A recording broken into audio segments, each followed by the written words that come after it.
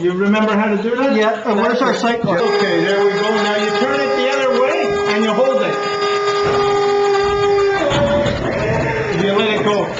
Okay. Okay. Well, I didn't push the red button. No, you have to hold it till it starts. Yep.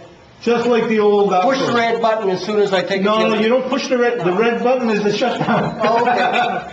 Just prime it and start. All right, so how's our sight line? You're still primed.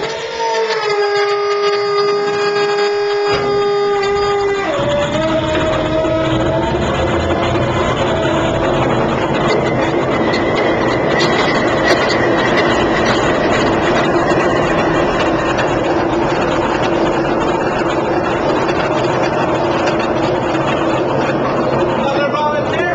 She's a little bigger than any other diesel generator I've started. I'll get down past that. Yeah, I know. Oh, okay. Turn it the other direction and you hold it there until it starts.